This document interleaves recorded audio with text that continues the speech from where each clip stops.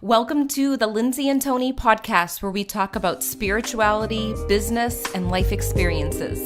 In this podcast, we're bringing our private conversations to you. We believe that it's through discussion, action, and reflection that true change occurs.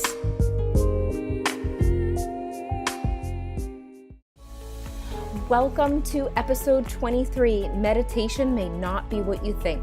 In this episode, Tony and I cover so many different things when it comes to meditation.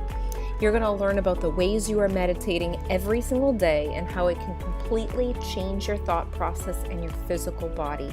We hope you enjoy the show. Hi guys, welcome back. We're so excited that you're here. Today's episode is all about meditation.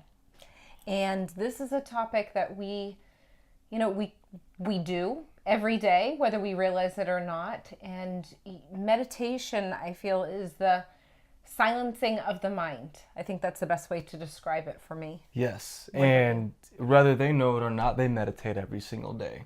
Yeah. At least a little bit. I think everybody on this planet meditates every single day, at least, a minute or 2 minutes or 10 minutes. Yeah. And you will find out exactly what we mean by that throughout this episode.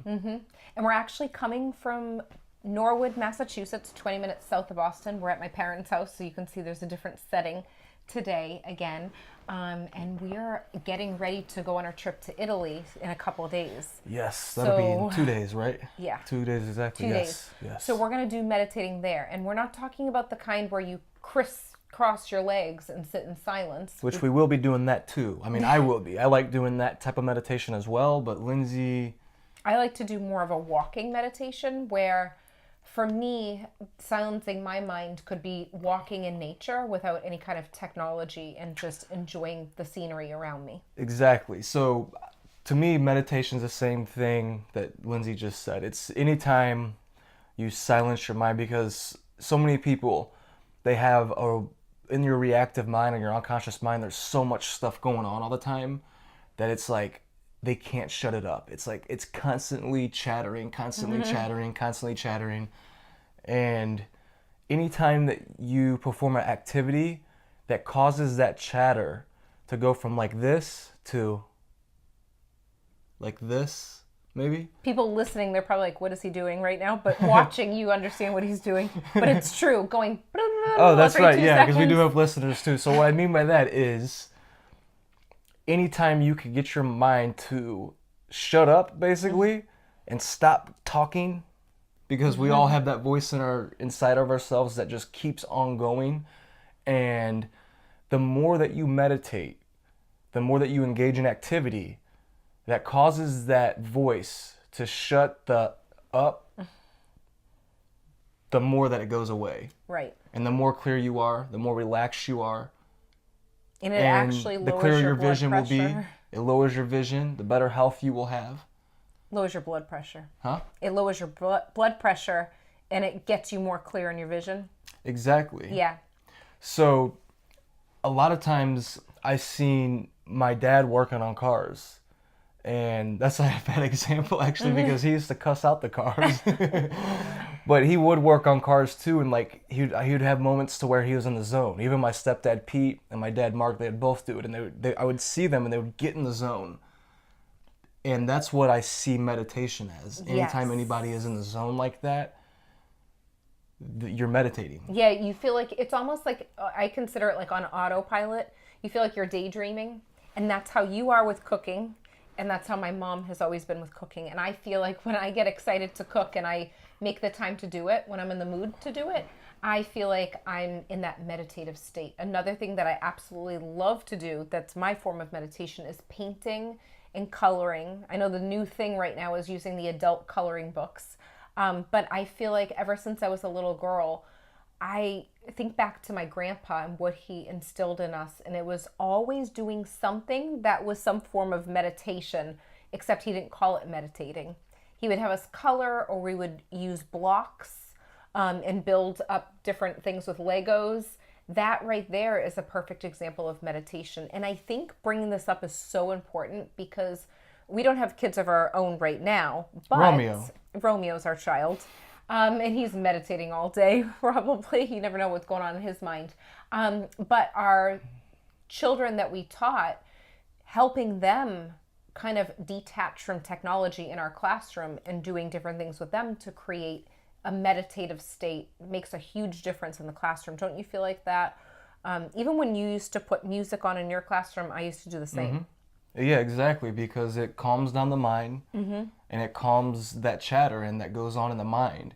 And I believe that's exactly what meditation is, and the reason why it does what it does is because once you calm down that chatter in your mind, which I believe is like the ego or whatever you want to call it. I call it the ego because you need a name for it. Yeah. Once you do that, then it allows the truth of who you are to actually flow through you. And then what you'll start to do is you'll start to move to higher and higher frequencies because you don't have all of that chattering going on in your mind, stopping the flow of your soul throughout your body. Yes. That's huge.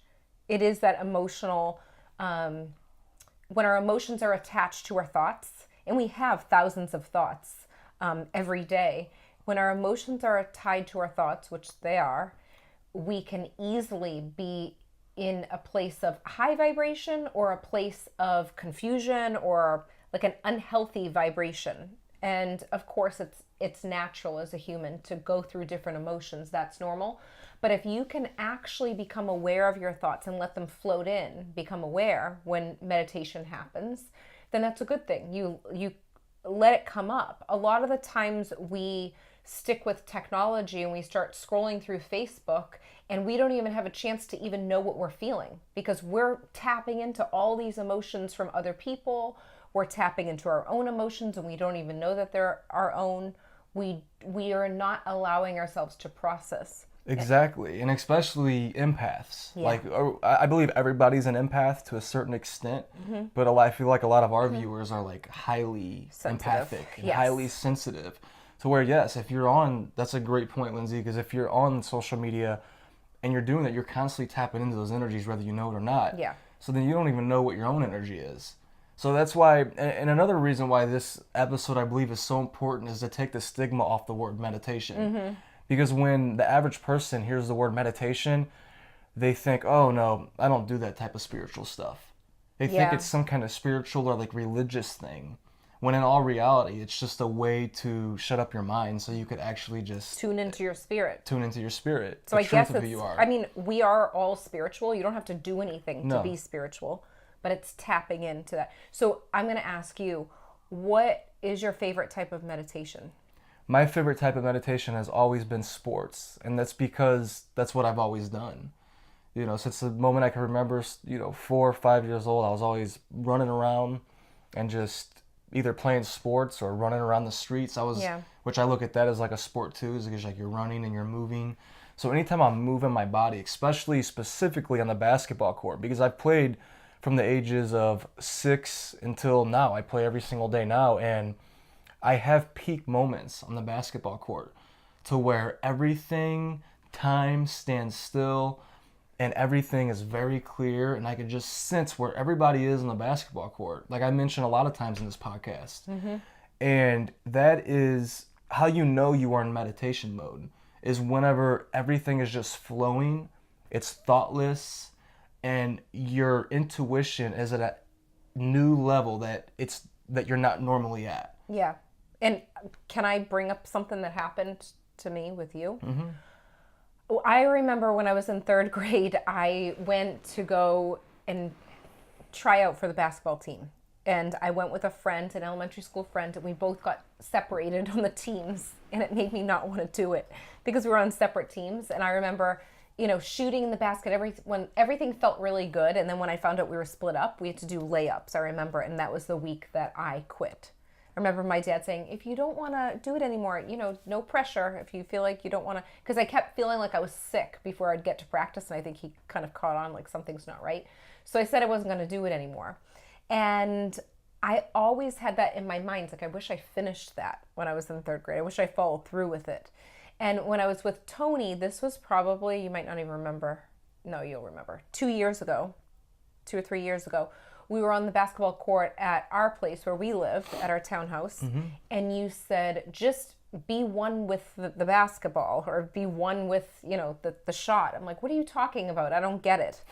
And you're like, no, you're trying too hard. You just need to, just start practicing a little at a time, go really close to the basket, and just keep on shooting.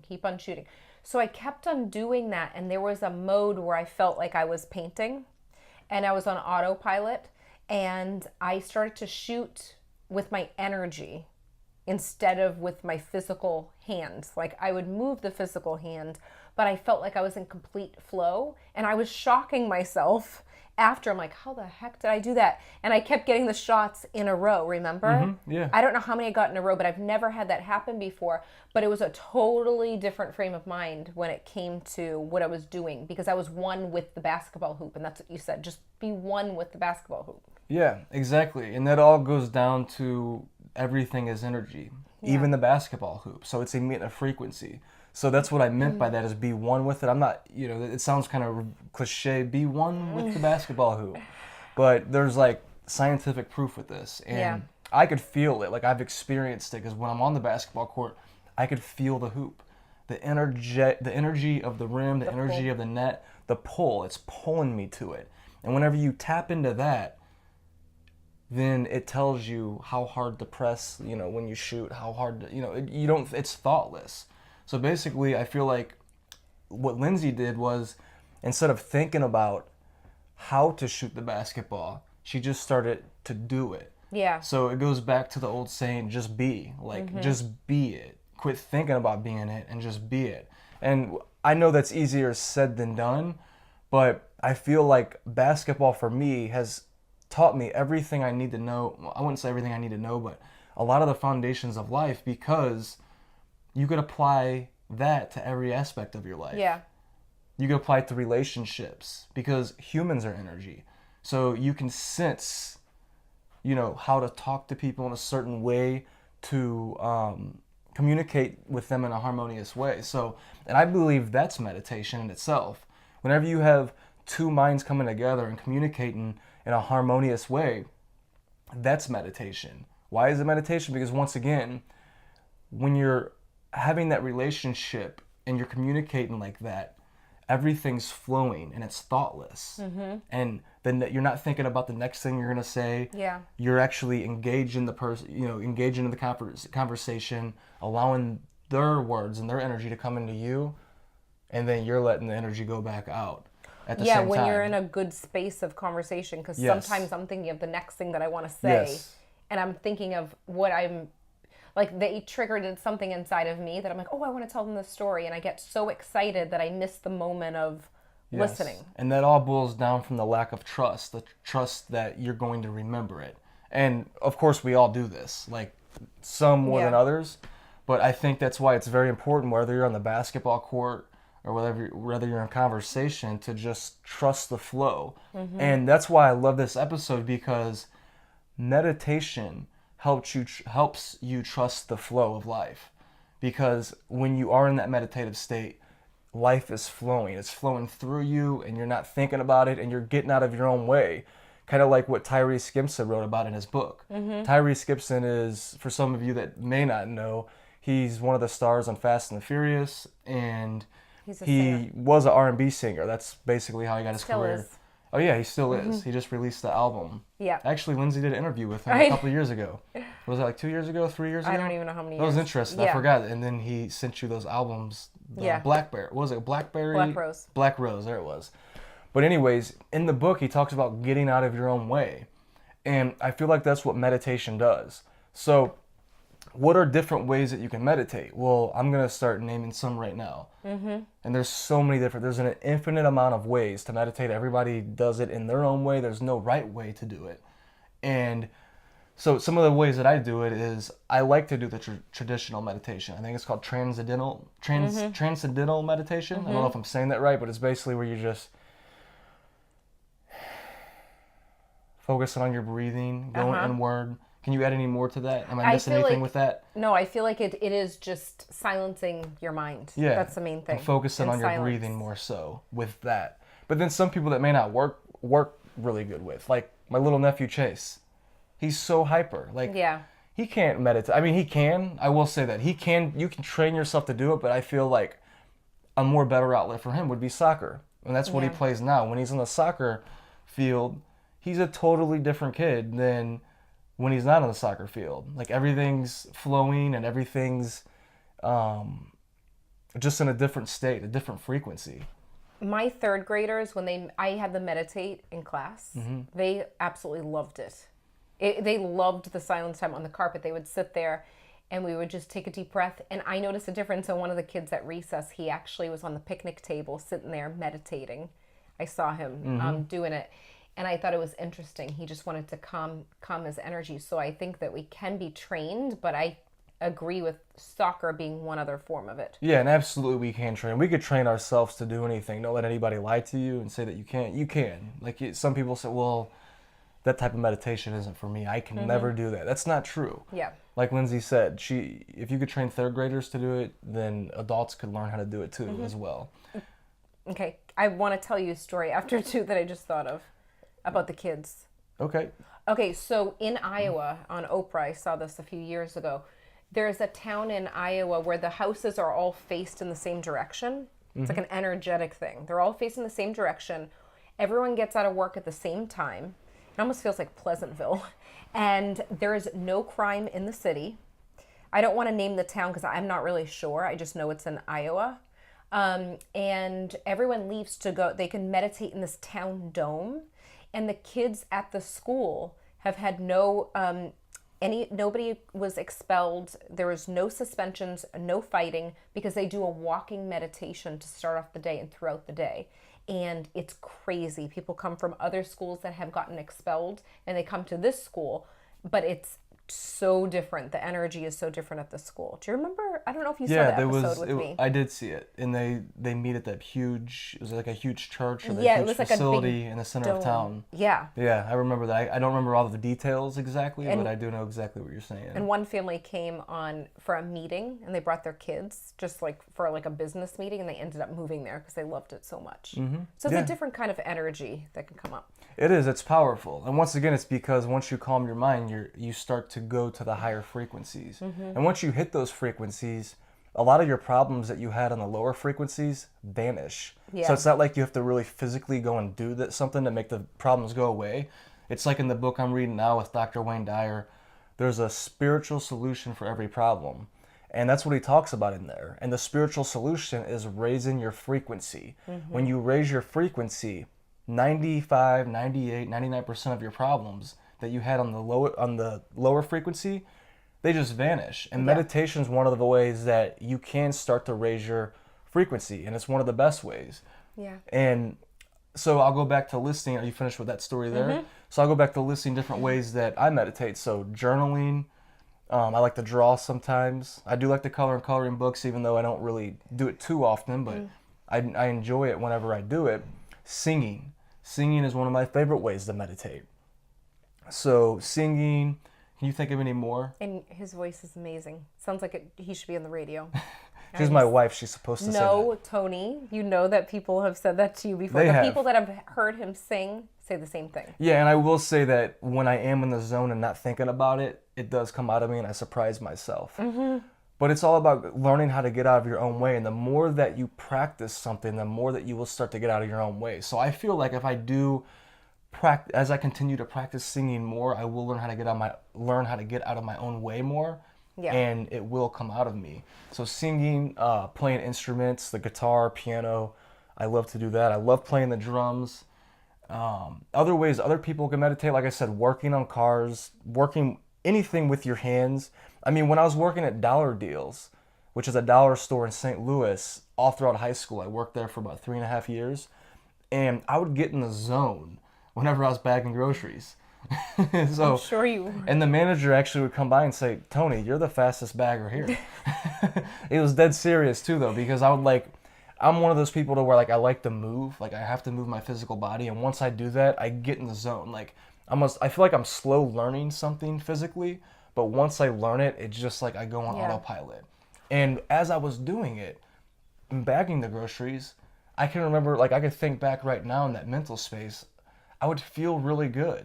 like all my anxieties would go away. All of my problems or perceived problems would actually vanish in that zone. But then, of course, when I would get an angry customer or, when I'd get out of that zone somehow, bam, I was back to that lower frequency. And of course, I didn't know about a lot of this stuff back then. I was not aware of it. But looking back, I realized that's actually what was happening. And when you were talking about different things that you were doing, bagging the groceries, but also going back to the music, Tony, when Tony and I first met, he was playing this song on the keyboard, on the piano.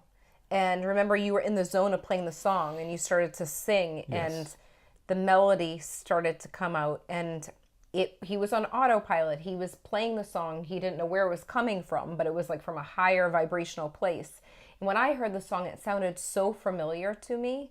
And the words to the song were connected. You knew that you were singing to your future. Yes. And it was, I'm going to make it through to you, which I haven't thought about that in so... Me either. I don't just even came remember. To me. I don't know if we ever talked about it on this No, we podcast or haven't. not, because it seems like I haven't even thought about that in a long time. But right whenever Lindsay said it, it came back to me. I'm going to make it through to you. And I could actually remember I lived in a mobile home at that time in St. Louis.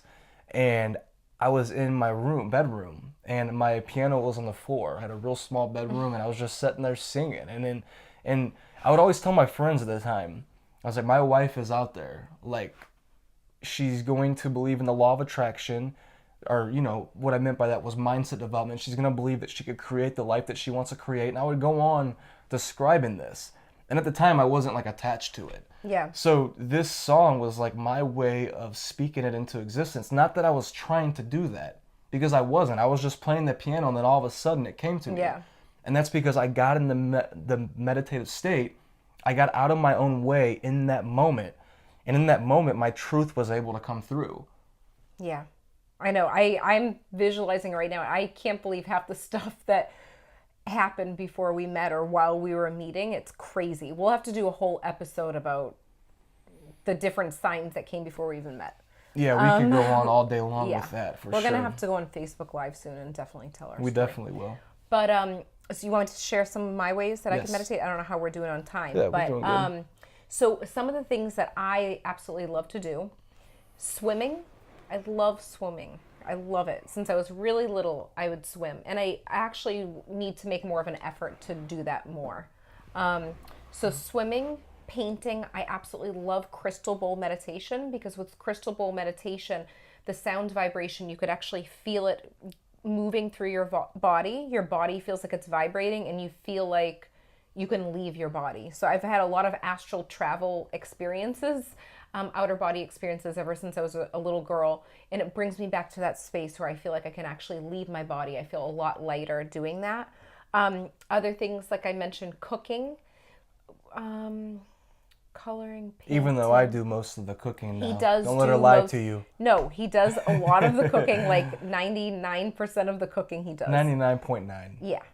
But when I do cook and I enjoy it, like I feel like I get more in a meditative state when I'm cooking like desserts or You like do. breakfast or something. And she does a lot. Don't get me wrong there. She does her part. My part of the relationship is cooking. That's that's one of my parts.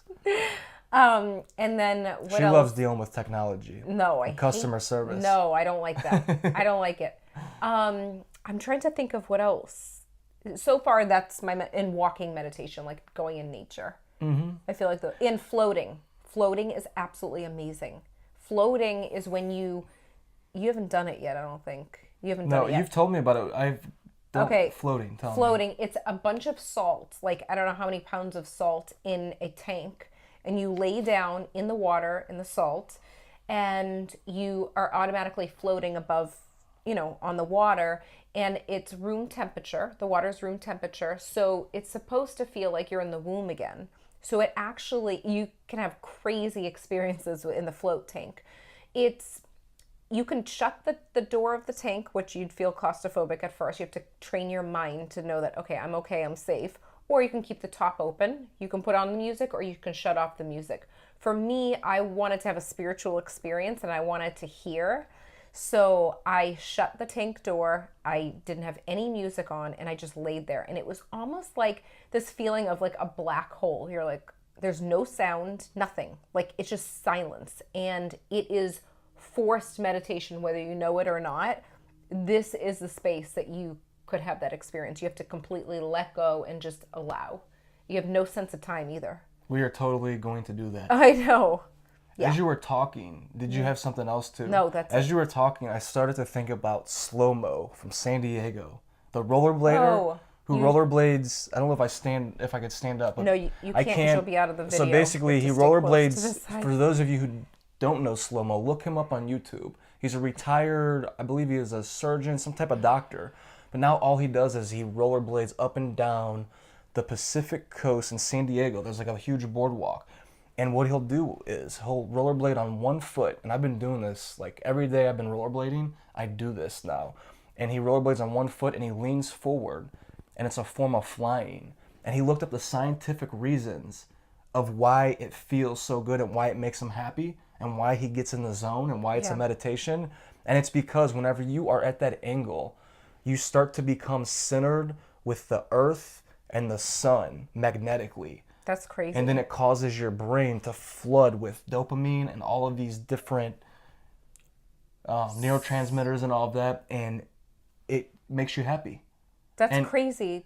And the people that see him going up and down the coastline, if you watch the video, they're in there talking about, we didn't know if Slow-Mo was crazy or what he was at first, but as we keep seeing him, he is tapped into something. That's what they said in the video. Okay, I'm gonna have to watch this. So if you haven't tried that on rollerblades or even on your bike, it's just when you're leaning at an angle. Try it out. Biking. That's crazy. It is. I forgot all about Slow-Mo. Well, for today, you were just talking about it the other day. That reminds me of when I was little, I used to rollerblade all the time. I'm not rollerblade. I never rollerbladed. I roller skated with my grandpa. With the little metal thing she had to have. No, I didn't. I'm just joking. I did a regular rollerblade. Roller skate. We used to go to Rollerland. I'm just kidding. And so those are types of things that you can do. That's such a fun. We actually have a new roller skating rink right near our house. Well, we're going. I know, when we go back to Tampa. But there's just so many things that you can do. So I feel like we should suggest just choosing 3 different ways that you could meditate. And that's something, and actually carry it out. So maybe, what do you think? Yeah, I love that. Well, I feel like we should leave it to them and, to understand. Like, we've named a lot of different ways to meditate. And once again, there's infinite amount of ways to meditate. I feel like a lot of times when you're moving your body, moving your hands, working with things, it's a form of meditation because once again, I'm a believer that your body is your mind. So like you want to use your body in the same way that you would use your thoughts productively. Yeah. So, and then when you do that, you start to get in that meditative state. So figure out what your hobbies are and just make sure you implement them into your daily routine because they're valuable. They're highly, highly valuable. And go check out Slow-Mo too. Mm-hmm. And lastly, just know that meditation, the benefits of meditation will be, it will silence your negative thoughts and produce more positive ones. Yes. More clarity in your life. An inner peace that has come out that you may not have experienced before. Better relationships. And I believe even higher metabolism because when your body is in alignment, your body works better, your digestion works better, your blood pressure is on point, and there's so many different benefits. So this will help your mind, body, and soul. Mm-hmm. I agree. Thank you guys so much for being here. We will see you next time. See you in the next episode. We hope you enjoyed this episode as much as we did. If you liked it, leave a 5-star review on iTunes, and remember, subscribe to our YouTube channel too. If you can think of anyone else that would love this episode, share it with them right now on social media or email. And remember, getting results is a process of learning, applying, and reflecting. Stay consistent and continue to grow every day.